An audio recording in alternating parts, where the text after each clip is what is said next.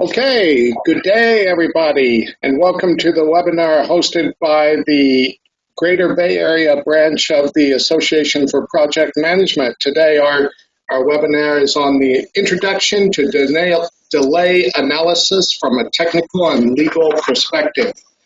Please be aware that this webinar is being recorded and that you are in listen-only mode. The session is going to last approximately 60 minutes, 45 minutes of presentation, and then concluded with a Q&A session at the end. Please submit your questions via the questions panel during the webinar for us to address at the end. So that's on the bar in the webinar. Following the webinar, the recording will be uploaded into our APM YouTube account, and the slides will be published on our APM SlideShare account, both of which will be listed on the community branch page on the APM website. Please allow us about a week to take care of this. This session will also count towards your continuing professional development hours. Today, I'm very happy to have two speakers joining us. Mr. Dennis Wong from Cocking and Company. Dennis is a Hong Kong solicitor since 2005 and has been engaged in the construction law practice at international firms in Hong Kong and China. Dennis has a wide experience of various forms of commercial dispute resolution, including mediation, arbitration, litigation, and adjudication. In particular, he specializes in resolving complex contractual and construction disputes. Our other speaker is Mr. Anel Idriz. Anel is a senior director in the global construction practice at Ancura. Anel is a delay expert who specializes in programming and forensic delay analysis for clients within the Asian Pacific region, advising on complex disputes as a result of delay or disruption on construction and engineering projects. Very happy to have you all joining us today and to take time out to do this on this very, very important topic that projects often encounter. So without further ado, it gives me great pleasure to hand you over to our speakers. Dennis and Neil. Perfect. Thank you for that kind introduction, Jim. My name is Anel Idriz.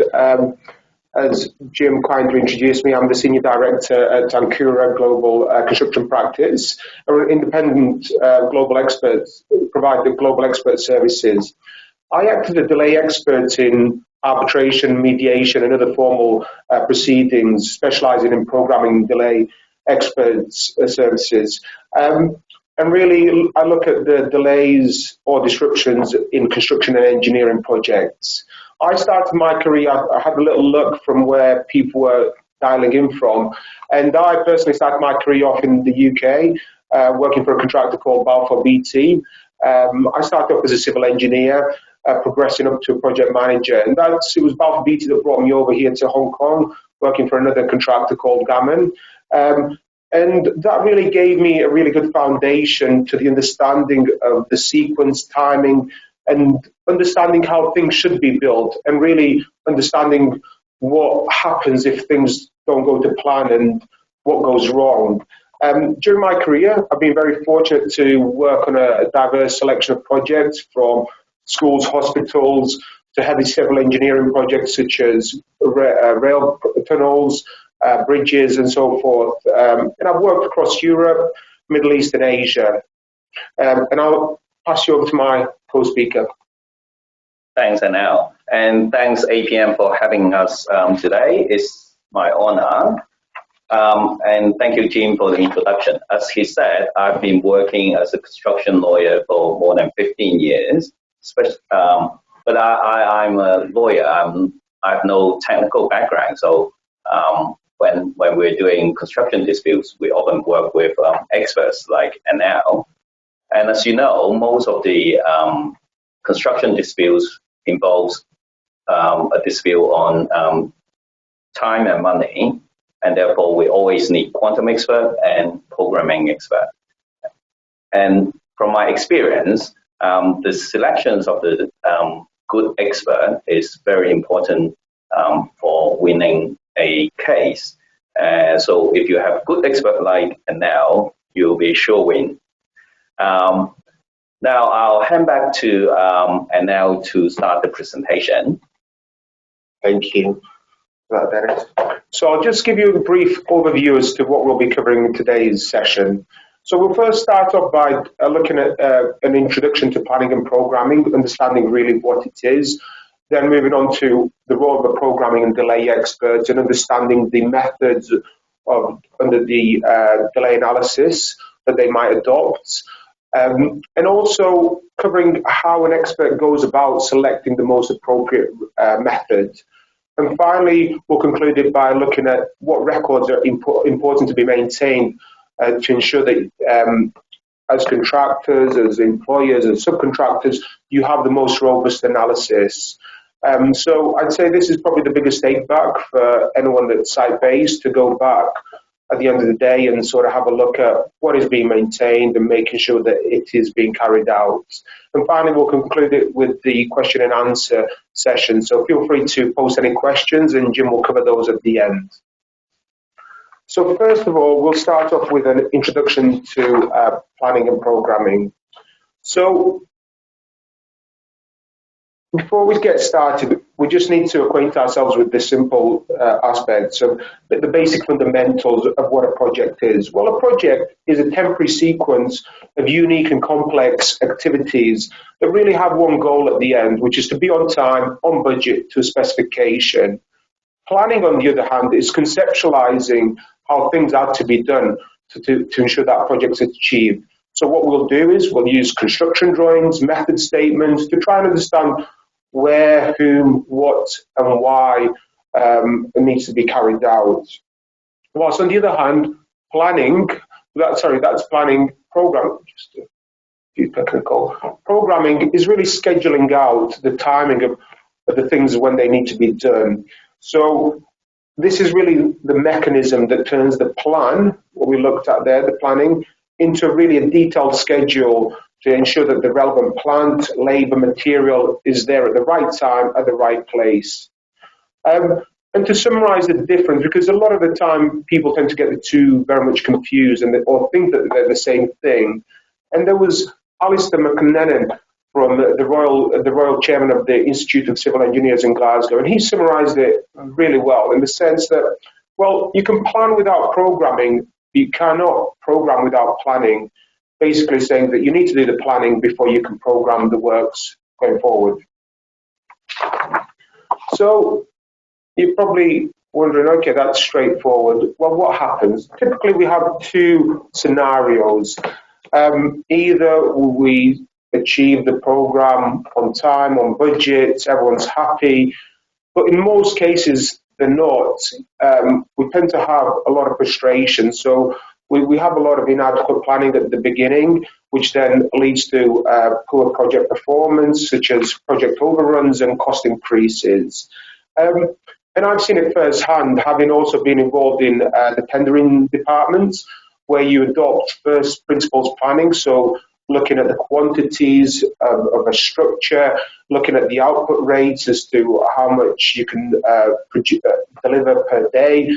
And really, you do a program based on that. Then you compare that to what is stipulated in the contract. And most instances, what you'll find is that what you plan on first principles is longer than the contract stipulates. So what then happens, contractors, subcontractors, they tend to make commercial decisions. So they sort of think, well, actually, if we don't conform to this contract, we'll have a non-compliant tender.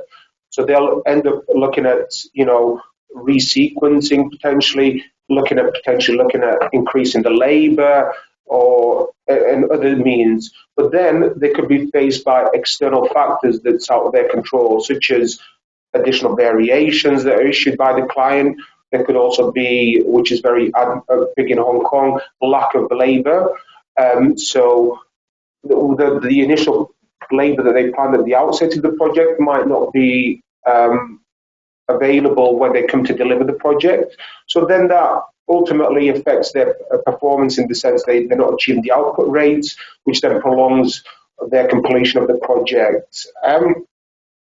And yet construction contracts, they all have completion dates, and those completion dates usually have liquidated damages attached to them. And whilst contract provisions, provide a base for entitlement for extension of time, most, if not all, contracts tend to be silent on how to prove the entitlement that the contractor is due. Before this seminar, I was just reading up about delays and having a look at where people were coming from. I was reading the construction news article, which is in the UK, which is a popular article, and just this month, and it was basically talking about the drastic consequences of delays, and it was saying basically that there was a statistic saying that 42 construction companies entered administration just in May last month, and that was due to delays having built up. So it just shows you the mass problem that could have. And that was really setting a monthly record since the construction news started taking records back in January 2020. So as you can see, it's already becoming a real problem on the projects in the UK, the delays. Thanks, Anel. And I think similar problems in Hong Kong as well. So if you cannot complete the project on time and you cannot meet the completion date, there is overrun, what do? Contractor will normally go to seek an extension of time. And under what circumstances you can seek an extension of time? You need to look at the contract. Now, I'm going to take the Hong Kong Government Civil Engineering Works contract as an example. In that contract, clause 50, bracket 1, bracket little b, sets out the circumstances where an engineer can give an extension of time to the completion of the works. For example, it includes inclement weather, typhoon, black rainstorm warning, instruction issued by the engineer, variations ordered, substantial increase in the quantity of work, contractor not being given possession of the site, and a disturbance to the progress of the works by the employer or the engineer or specialist contractor. Now, it is very important to remember that if the contract doesn't set out the events that you are entitled to extension of time, then you are not entitled to extension of time unless the special conditions amend these conditions and add new events to it. So what happens if the contractor cannot get extension of time or cannot get full extension of time to the completion date? Then the contractor will have to pay liquidated damages to the employer. Clause 52 says that if the contractor fails to complete the works, then the employer shall be entitled to recover from the contractor liquidated damages. Also, the payment of such damages shall not relieve the contractor from his obligations to complete the works or from any other of his obligations under the contract. Therefore, even if you pay the liquidated damages, you still have to complete the works. And it provides that the period for which liquidated damages shall be calculated shall be the number of days from the prescribed date for completion or any extension thereof. So many people think that the LD provision is for the benefit of the employer, but actually, I think the LD provision is also for the benefit of the contractor, because if there is no LD provision, then the contractor will be faced with unlimited general damages. The typical example is in a casino project. You wouldn't know how much a casino would lose if there is a one-day delay of operation. So LD provision is very important. And if you want to seek LD, you need a good expert to help you. Now I'll let Anel to tell you what is the role of a programming expert. Thank you. Right. So if a project overruns, as we've sort of alluded to, and parties are unable to reach an amicable resolution, this usually escalates to a formal dispute procedure or resolution procedure, such as a mediation, arbitration, or in some circumstances, even litigation. And this is where really an expert, such as a programming and delay expert, might be engaged. And what their role is to explain what happened, when, and why. So the role of a programming delay expert is first and foremost to act independently in a non-biased manner. And this is taken on board even the fact that they're engaged by one party. They should not act as an advocate on behalf of that party because they're there to assist the tribunal. That is their utmost priority. To do this, the expert usually relies on a well-evidenced as-built schedule. And this is really to explain what happened from the planned intent, such as the baseline program, and how that critical path was affected during the course of the project. The critical path means the longest sequence of activities to the completion of the project.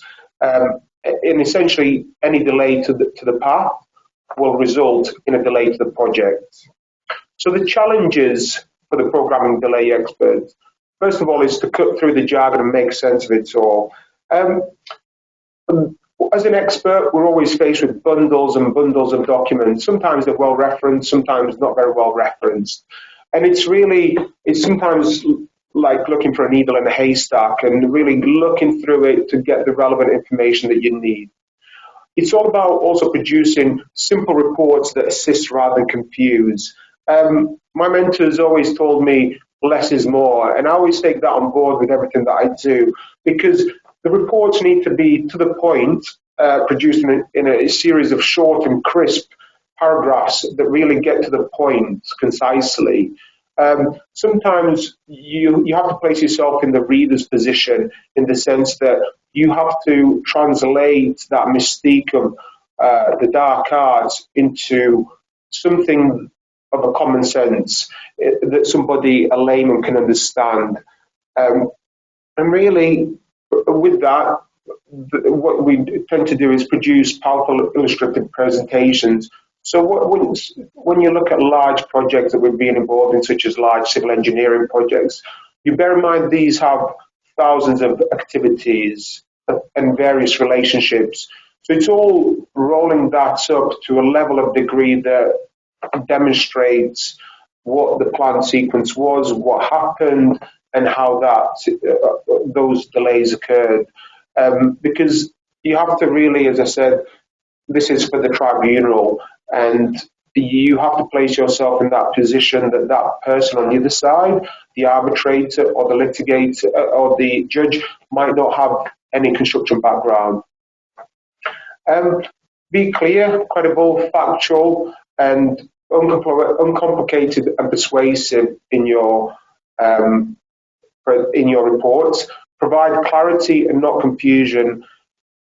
Each expert has a different style. Sometimes you'll come across experts that like big, long-winded reports because they feel implied and they have to include it. But that sometimes just confuses parties more. And finally, provide a qualified opinion.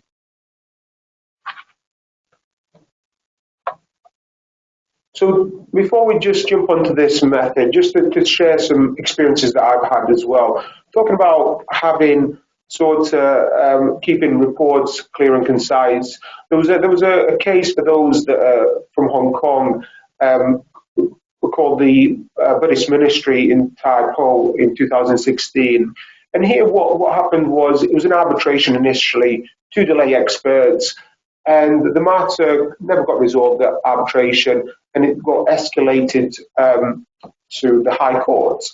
And whilst at the arbitration level, the arbitrator had a construction background that could relate to everything, the judge in this instance had zero construction background. So what that meant was that then when these experts tried to present their case, the judge couldn't relate to it.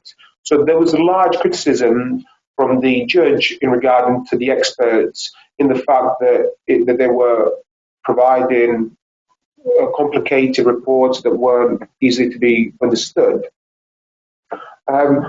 I can ask yourself, Dennis, is there anything that you think experts should do more? Yeah, I mean, you excellent. You very rightly point out that expert must be clear and unambiguous. Should be able to present a complex idea in simple words. That's more important from my experience. Okay. Right, so now we'll go to understanding delay analysis. So before we get started, I'll put a question to Dennis.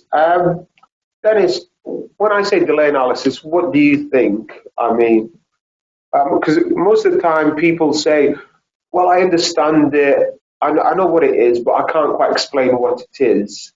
Would you say you're a bit like that?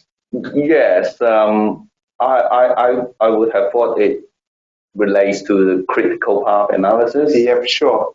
Yeah, you're along the right lines. Well, delay analysis, it's the process that the expert employs through the critical path method. Right. With a forensic review of the documentation they have before them, and using that relevant data and factually establishing a supportive assessment to the case, whereby assessing and apportioning the effects of the delay and other impacts of the project schedule.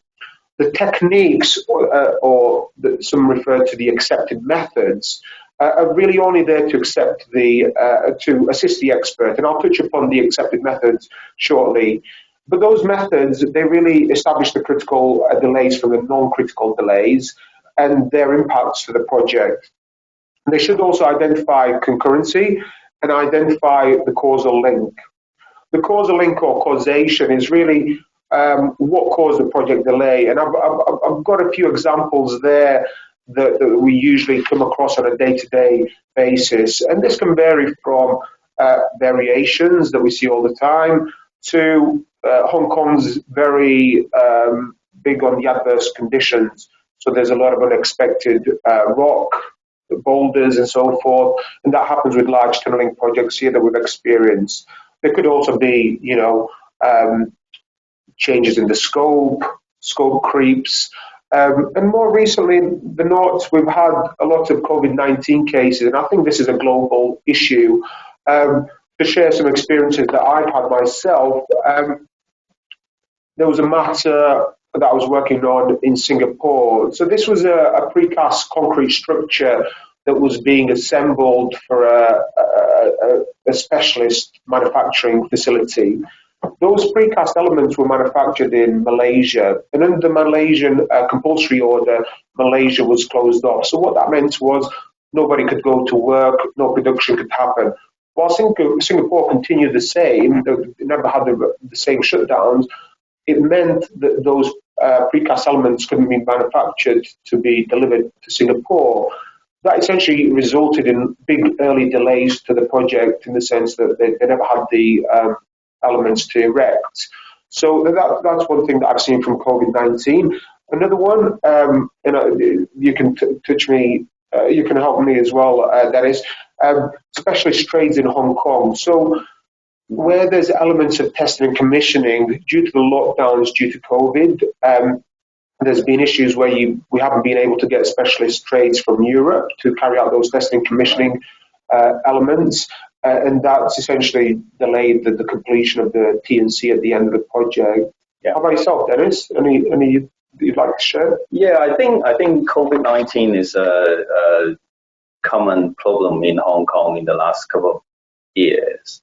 But my understanding is the employer most time treated under the special circumstances rule, meaning that the contractor will get the time but not the money. That's my experience. Mm-hmm. Yeah, that's quite right. Right, so over to you, Dennis. Thank you. So, as mentioned before, you only get extension of time if the contract allows it. So what happens if the extension of time provision does not cover the typical project delaying events that Anel just mentioned. In that case, the EOT provisions and the LD mechanisms will break down, and we call it time at large. But in practice, the court are reluctant to put time at large. They would try to uphold the EOT provisions if possible. I'll use the landmark case multiplex to explain this legal concept to you. This case is about the constructions of the new national stadium at Wembley. Multiplex was the main contractor, and Multiplex subcontracted the design, supply, and installation of the electronic system to Honeywell. Like many other projects, delay occurred, and Multiplex issued 3 revised programs to Honeywell. Honeywell later on commenced adjudication to seek additional payment. The adjudicator considered that the revised programs were variations and awarded prolongation costs to Honeywell and held that time had been put at large.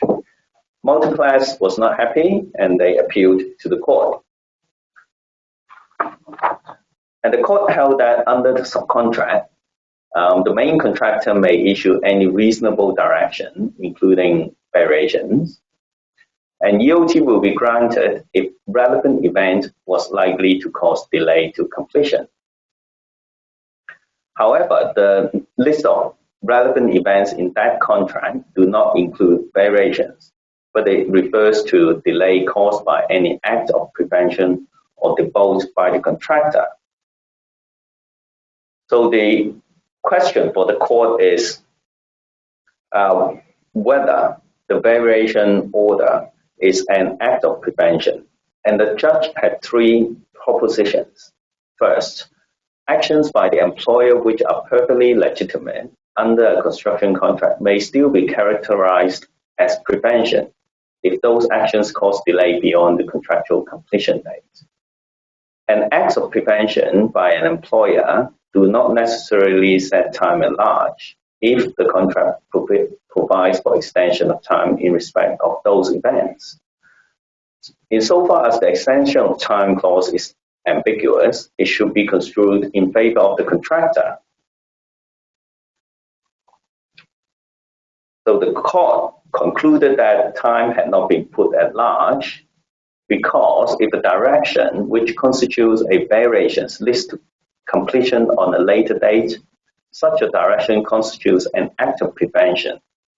And as mentioned before, the events include acts of prevention. The court said if a variation instruction affects the date by a small period, one may say that this is a hindrance. It does not in any sense make the installation of the electronic system impossible. On the other hand, that matters does prevent completion on the due date, and it should be characterized as prevention. So the court upheld the EOT provision, and I understand that there are several different methods of delay analysis now. So can you explain the different methods to us?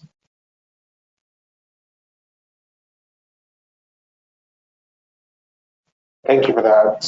So we'll look at the accepted methods that an expert might adopt. So here, what you'll see on your screens, there are 6 different methods. And I could talk to you about each one of these for an hour's session on each one of them. But Jim at the beginning said, guys, you've got 1 hour. So unfortunately, I can't cover everything. So I'll give you a high-level overview to each one of them.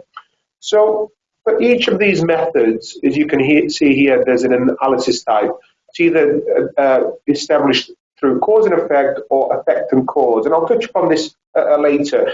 But usually cause and effect, this involves a program calculation of a type. So it's a theoretical calculation of a delay through simulation, really. Whilst effect and cause is the evaluation of a program using common sense and doesn't really use any computer calculations. to establish what the delay is. The critical path can be determined in three ways, which is prospectively, contemporaneously, and retrospectively. Prospectively is really looking forward, and as I said, I'll touch upon this shortly. Contemporaneously is at the time, and retrospectively is at the end, so looking backwards. But the delay impact can only be determined in two ways, which is either prospectively or retrospectively, i.e. prospectively looking forward or retrospectively looking back. So for each one of these 6 methods, there's a minimum requirement to be had for them to be carried out.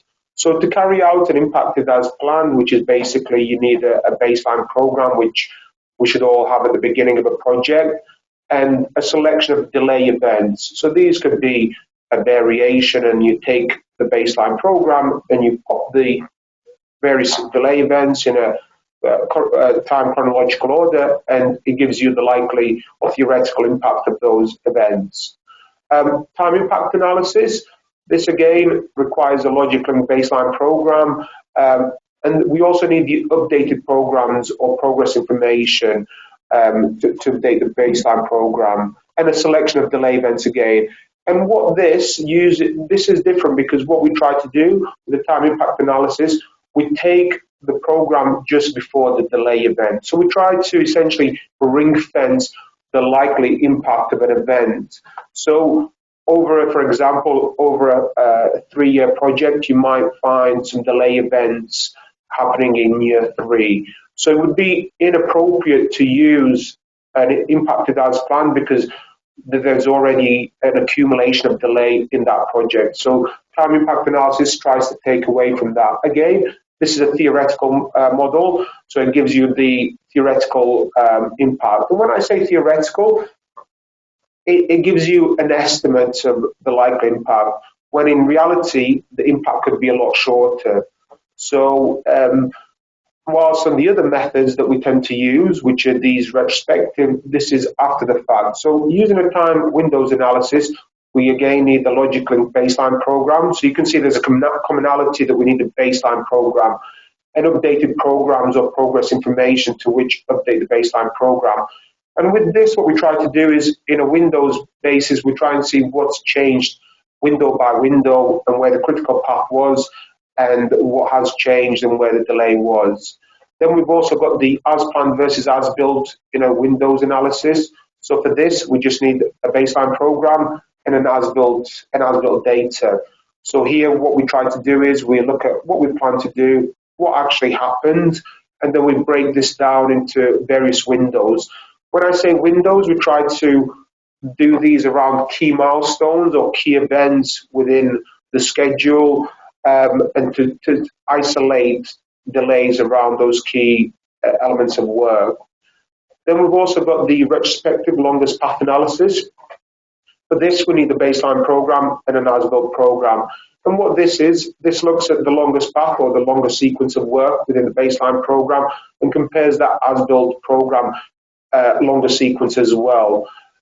The problem with this is that the longest path might not represent the true critical path that happened through the course of the project.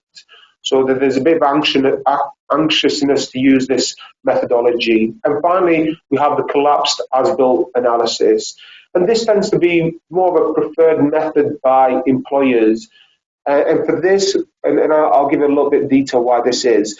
So for this, what we need is a logical and as-built program. So no baseline program. It's the only one that doesn't require baseline program. And a selection of delay events to be modeled. So when we say to be modeled, what we have a logical and as-built program, and then why an employer might use it is they might then try and remove all the events that could be the employer's culpability. And what you'll find with these as-built programs, because of all the inherent logic within the program, it's a bit like a spider's web. Even though you remove events, it still doesn't move back. So this is where an employee might use it in a counter-argument, say, well, Mr. Contractor, but for my events, in any event, you'd have been in delay. So it's a bit of a defense mode.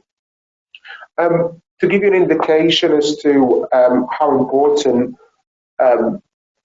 this information is, a matter case that I was involved in, even sometimes just having the basics of the baseline program proves an issue. I was involved in a matter which was on a rail project, a tunnel, and this was between a main contractor and a subcontractor who was doing all of the concreting works and the reinforcement works. And in the subcontractors for a program, he had the main contractor's overall period, even though the subcontractor's works were only a portion of the overall scheme. However, within the contract, it also did stipulate a period. The subcontractor should have, quite rightly, submitted his own program, but he failed to do so. So the biggest issue on this matter was agreeing that baseline program, what to measure the delay. And even, as simple as it sounds, and as you can see, all of these methods, 5 of them required the baseline program. Just that first step can sometimes prove to be an issue where experts argue as to what is the baseline program. Another matter that I've been involved in, which is a multi-billion-pound infrastructure project here in Hong Kong, was that there was 3-year delay on top of a 3-year program duration of project. So overall, it was a 6-year project. Whilst the party did everything right, they submitted their program, it was accepted, their monthly reports, they submitted the program. But over the course of the 6 years, they submitted that monthly program, but with 0 progress in it. So essentially, they just had their baseline program. And the problem that became apparent with this was, even though they tried to do the as-built program at the very end of the project, a lot of getting the as-built to the relevant level of detail or the granularity to prove, first of all, to demonstrate cause and effects, to the causation aspect, and also secondly, they weren't able to fully demonstrate their entitlement on that basis. So it just shows you that the 2 key elements that might appear very simple of having the baseline correct and having it in place, and also having your as-built information or monthly update information. There's those projects that just don't have them. So this is common within construction disputes. So now I'll move on to the critical path, as I mentioned I would. So the critical path can be determined in 3 ways: prospectively, contemporaneously, and retrospectively. So prospectively is a theoretical, a forward-looking method. And this essentially might not reflect reality of the project. So because it gives you theoretical critical path, that the actual critical path might not represent that at all.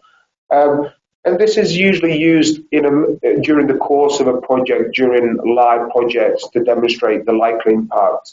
Or under, for example, NEC form of contracts, through a compensation event, just at the dividing line, you should look at the likely impact of an event. So the time impact analysis tend to be used. So this is where they're agreed on a period of time. Contemporaneous method is looking at the time. So it considers the evolving nature of the project and it identifies the changes to the critical path. So this is important because essentially you have to place yourself also in the shoes of the project team at the time, because there could be an instance where there's a critical activity and they end up putting more resources, spending more money, so forth, and that critical delay tends to be pulled back. So when you look at in the grand scheme of things through the longest path analysis, it might not be apparent. But when you look at the contemporaneous critical path, it's apparent that there was an issue. Finally, we have the retrospective critical path, which is the backwards view. And this is based on factual as-built information at the end of the project usually. But the problem with this, it doesn't take into account the changes in criticality, so what could have been critical at the time. But by breaking it down into windows, it should take that into consideration. So, as I picked upon, we'd look at the analysis types. There's 2 types, which is the cause and effect and cause. Dennis, I'll put this one to you. Do you know the difference between the two, the cause and effect and cause? To be honest, I do not. Please explain to us. Perfect. Okay. So a little tip. It's just about, it relates to establishing the causal link or causation. So cause and effect is really where we have the cause or the event from the outset. So basically what we do is we then analyze it using a program, and it's usually a prospective method. And this gives us a theoretical entitlement or what it should be. The problem with this, it has a weakness in its causal link. So taking that on board, we can probably establish that the effect and cause is the opposite, whereby we don't know what the cause is. So we then have the as-built data, and then we do some investigation work to establish what was the driving cause to the delay. So as you can see, this has a strong causal link because we can prove that the cause and effect, they're linked a lot stronger. And because it's supported by factual statements and documents, it's got that really strong causal link. So in effect, it's working backwards. Exactly. On the cause. Correct. So where you don't know what the cause is. Right. Exactly. Okay, thanks, Anel. So Anel has explained the difference between prospective and retrospective approach. So which approach would be more acceptable by the court? This question has been discussed in the case of Fluor against Shanghai Zhenhua Heavy Industry Company.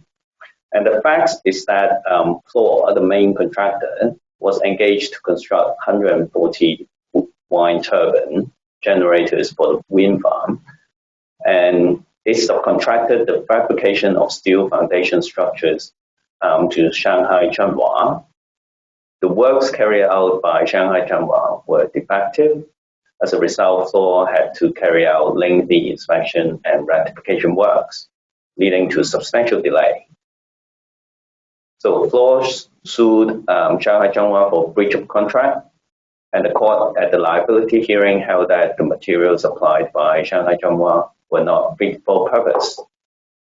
And then in a subsequent hearing on quantum damages, there was extensive debate about the correct approach to delay analysis. So,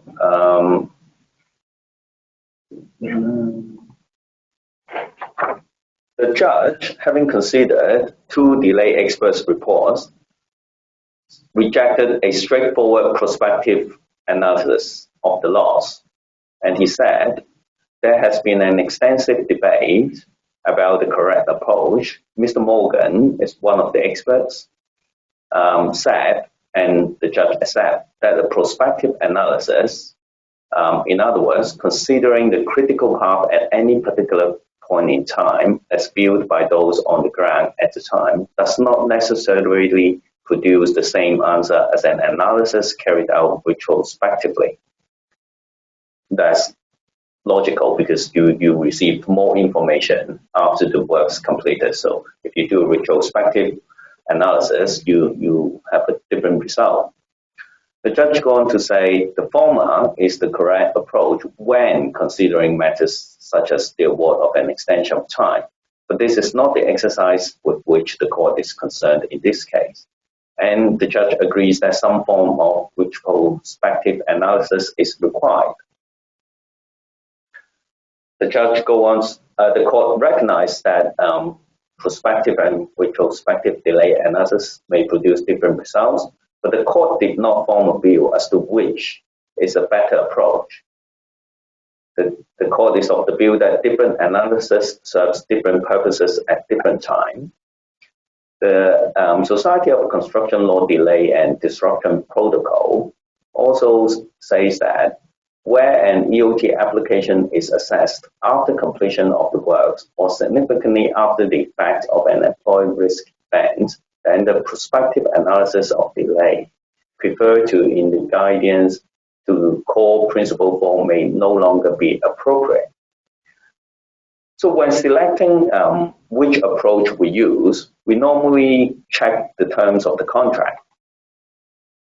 So I'll take the private form of building contracts in Hong Kong as an example. Clause 25.3 says that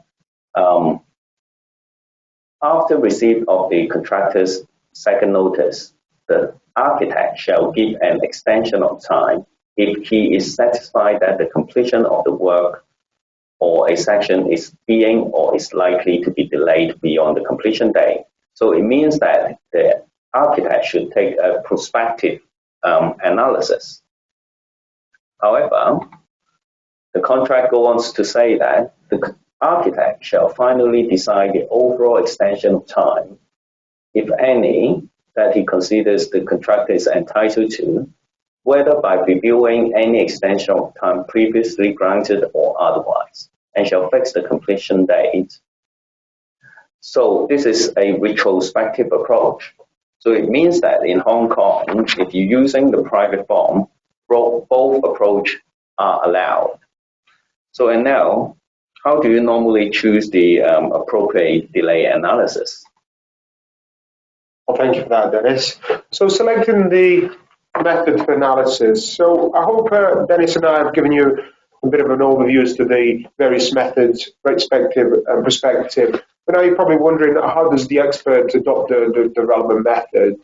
So whilst experts all try to rank the methods, and what I mean by this is saying, well, one method's better than the other. There, in actual fact, there is no best method, and the method is based on a case-by-case scenario, given the available facts and data. However, there are problems with the prospective method if you're looking at it after the facts, as it's improper to establish the likely effect of a delay, something that's already occurred, because, as they say, why look at the crystal ball when you can read the book? So basically it's saying, why look at it in the future when you know the facts? So therefore, normally a retrospective analysis applies if it's after the facts.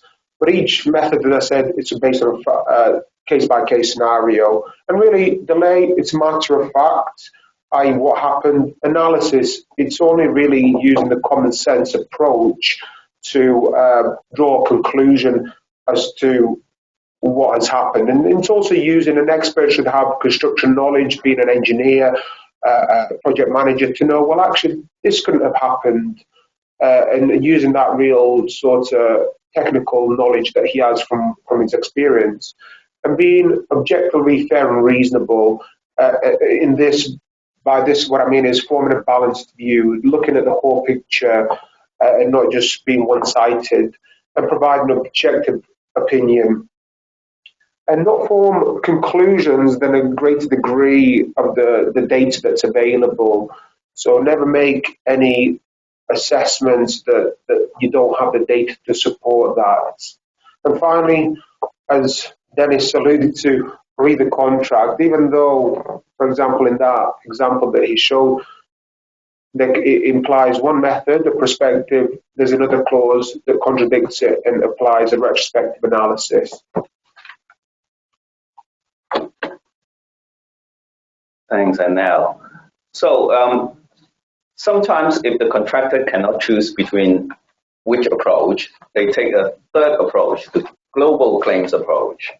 So it's often pursued by contractors if they do not have the documentation to prove loss are directly caused by a specific delay, so they can't carry out the cause and effect analysis that you mentioned before.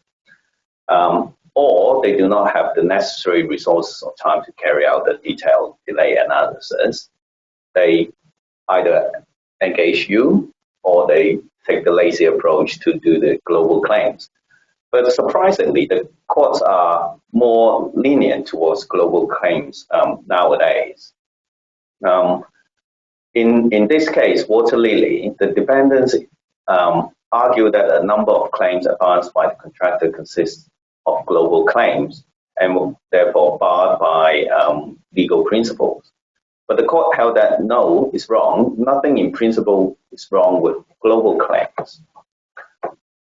The contractor does not have to show that it is impossible to prove cause and effect.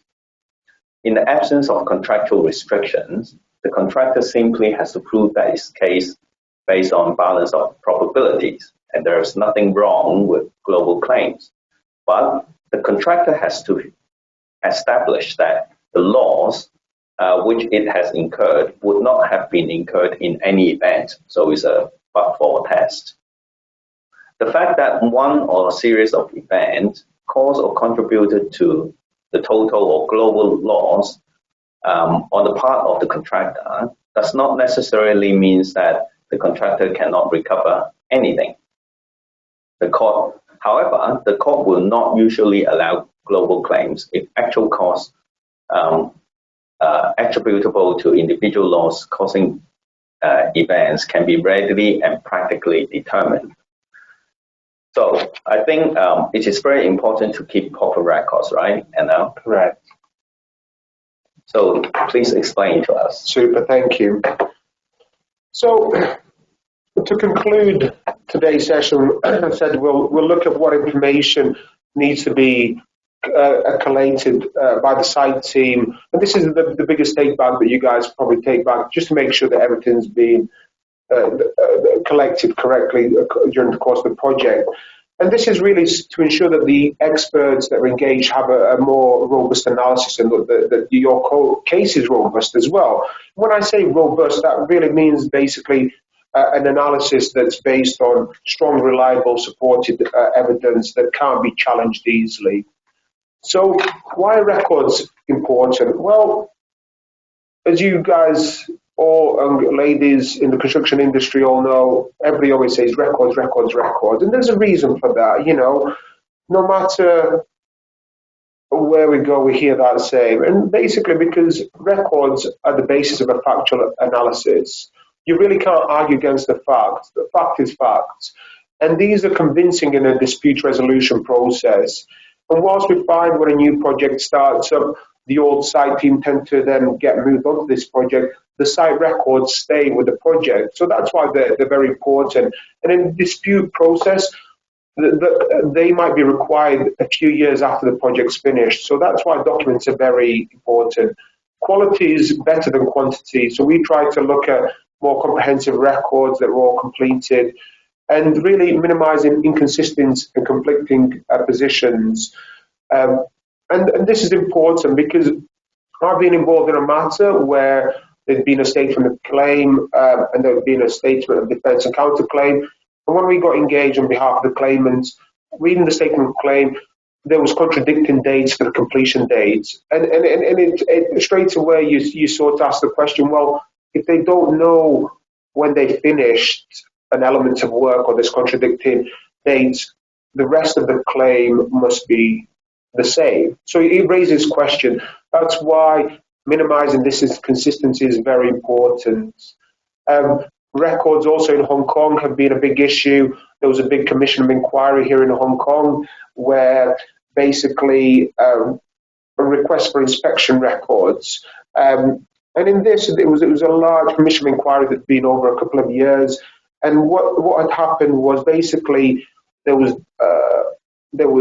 for those that aren't very aware of the Hong Kong situation on this matter, there was defects on a new construction line. And when they came to inspect the records of what had been constructed, these records were missing to the degree that 40% of the records were missing. So even though the contractor had the systems in place, that wasn't the issue. It was the fact that they weren't being administered correctly. Another example, the Macau-Zhuhai Bridge, there was 10,000 records that were missing. And these risk records, which is the inspection and sign-off, that 28% of those were missing. So it just shows you that even though it seems straightforward that we should keep records, it happens on large, major infrastructure projects that it's just not administered. And when I talk about records, there's really two types of records. We have the primary records and the secondary records. Primary records, this is really the original source or the actual progress. So this could be, the site progress reports, the daily logs for the piling, concreting pours, delivery notes, and so forth. And then we have the secondary records, which is really the summary. So this could be the monthly progress reports, meeting minutes, and so forth. I'm just looking at time to give you an example why this could be important. When looking at causation or trying to get the causal link, we'll say we have a variation for a change to a manhole gully on a ground floor slab. And this change happens in zone 1 of the ground floor slab.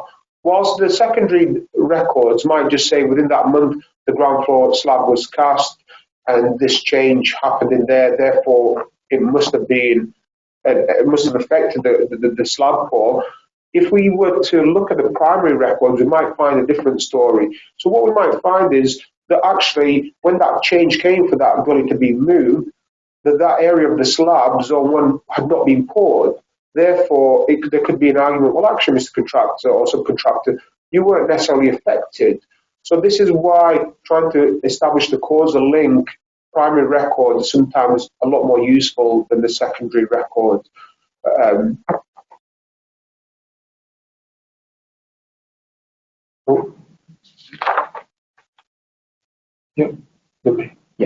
Sorry. Okay.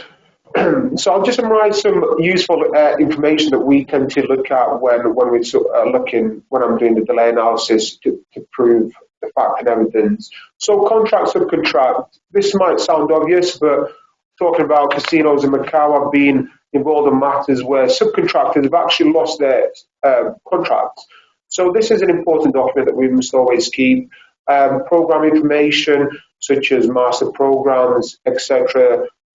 I touched upon a couple of scenarios where the master program might not necessarily be in place, so this is why we need to maintain it. And also updated programs. I gave another example of how there hasn't been progress through the course of a project. So these might appear very obvious, but it's important that we maintain this.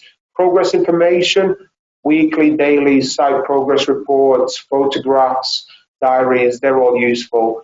Issue change information such as RFIs, instructions, they're very important to be had. And drawings, well, it's important to look at your tender or contract drawings to those ones that we have the latest revision, to look at the change that could have occurred, because we might not necessarily know what the changes were, we might not have caught all the changes.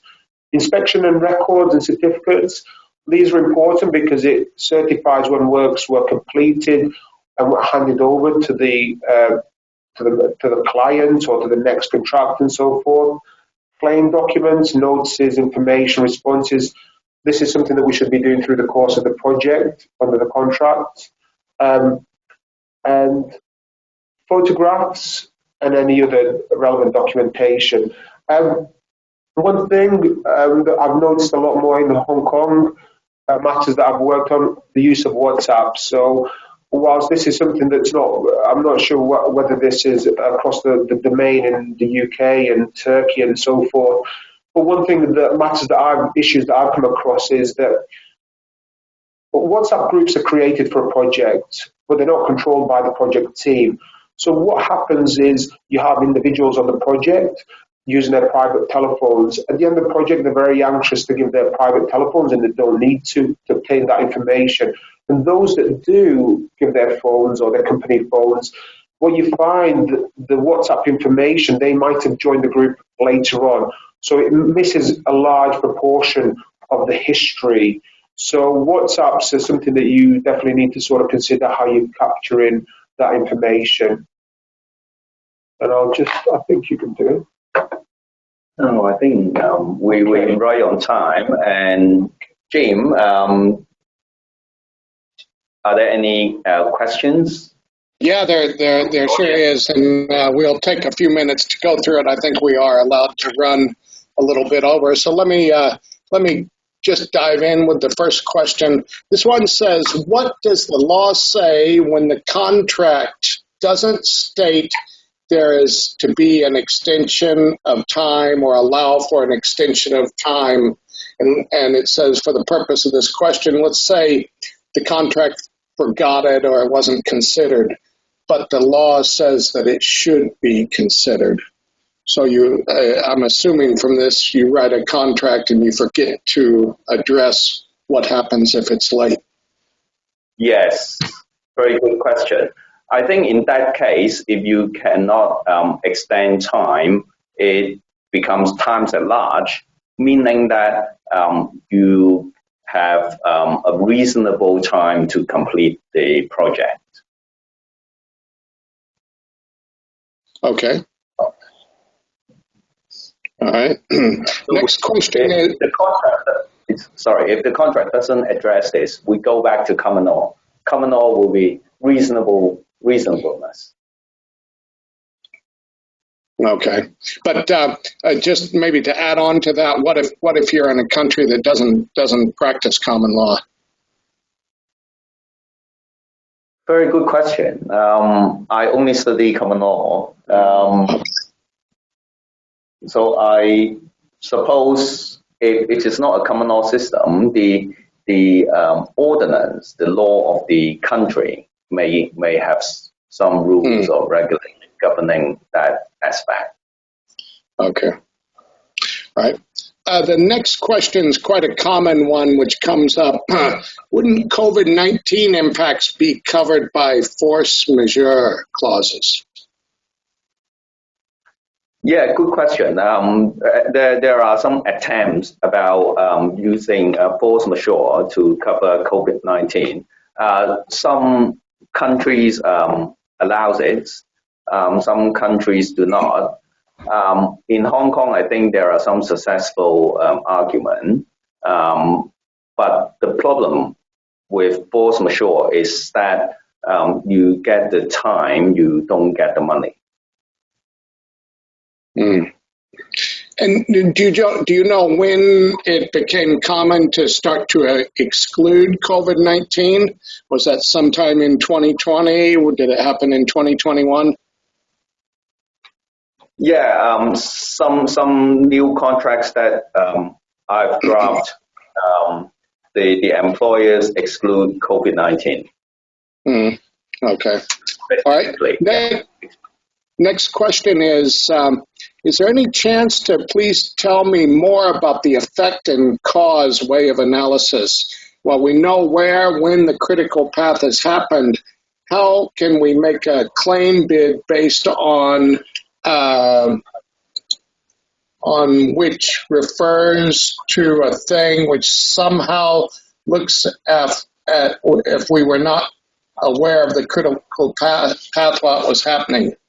So I think the question's more about the effect and cause and how to really get to the real cause. Okay, so cause and effect and cause. So with cause and effect, you know what the event is. So what you then do is you model that event, and it gives you the likely impact or the theoretical impact, as I sort of alluded to. But the effect and cause, we get to the end of the project and we go, well, actually, we should have finished a year ago. How did we get into this position? So then we start analysing the program, the records that we have, and we start really getting into, so for example, we look at the foundation, we go, well, why did the foundation take us 10 days longer than we planned it to? So then you start breaking it down detail by detail and looking at, well, actually, we came across some rock that wasn't expected there. So then you start getting to the bottom of those events. So with the effect and cause, we don't know what the root cause was. So we would do that forensic analysis to establish that. Okay, good. Thank you. The next question, it says, I really enjoyed the presentation and the link between analysis and the legal side. What's the best way to find out more about how to apply the different techniques in practice? Could you say that question again, please? Sorry. Yeah, so the question is, what's the best way to find out more about how to apply the different techniques that you've talked about today? And I guess maybe to lead on to it, is there associations they can join? Is there universities that specialize in this? Where can we go to learn more about it? Sure. So in the presentation, you might have seen the reference to the Society of Construction Law second protocol. So that's a that's a paper that was produced by the Society of Construction Law, and I used to be a chairman of the Hong Kong branch, and that really sets a good scene as to how you apply the various methods and when you should use them. So that's a good source of document, and just really reading up. I mean, there's various papers out there that you could read, but I'd first of all start looking at that, and also maybe even joining the society, because they have some really good sessions on from experts that talk about this and the application. Okay, great. Thank you. Next question. Are there any definitions or requirements around working actively to mitigate delays? And are there any implications in a scenario when a contractor may take a stubborn approach and not work actively to try and mitigate delays where possible, maintain their schedule with the delay against a delayed milestone from a third party or the employer? Would this impact a party's position in terms of a judge?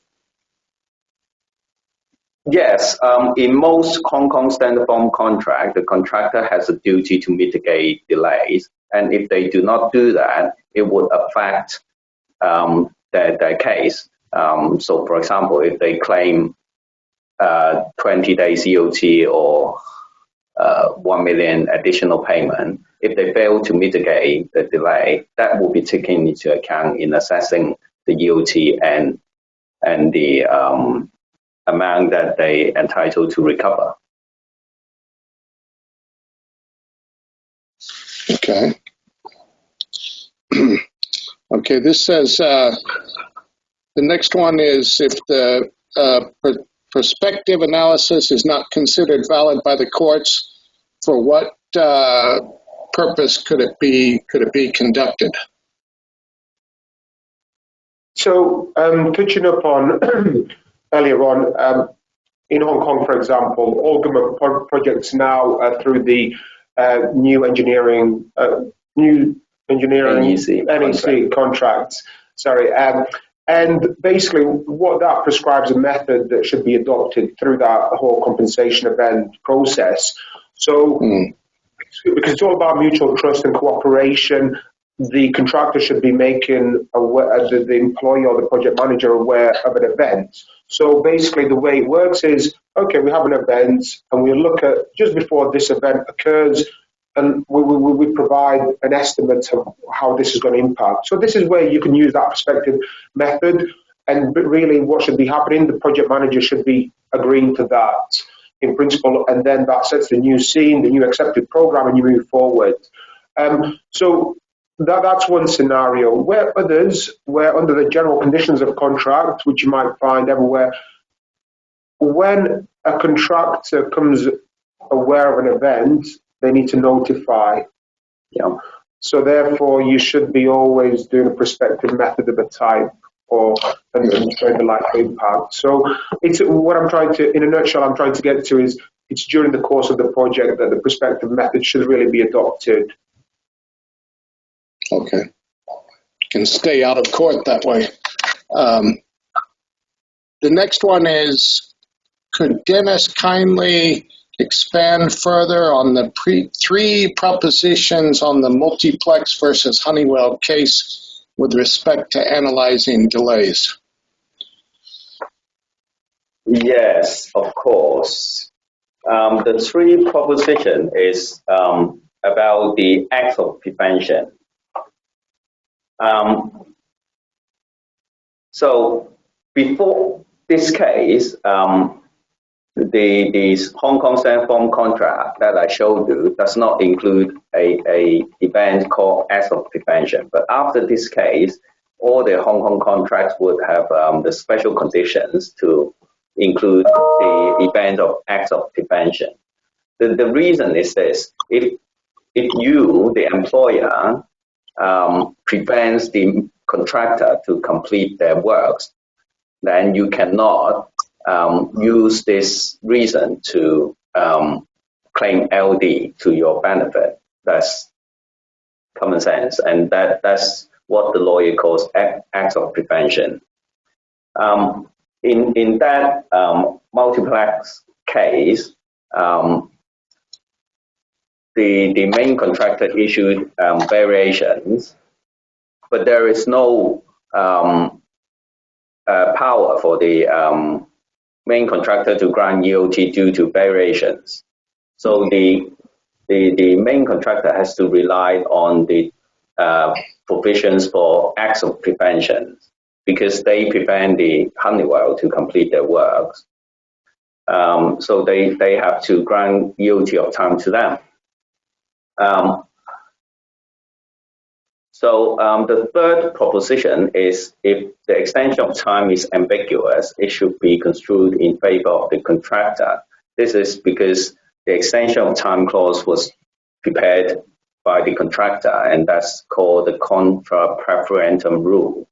You prepare the contract, if it is ambiguous, it will be construed against you. So these are the three principles.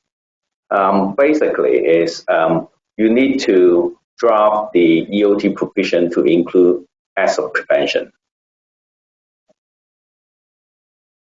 Okay, great. So with that, we're a few minutes running over here, and I'm sorry, but we're going to have to shut this down.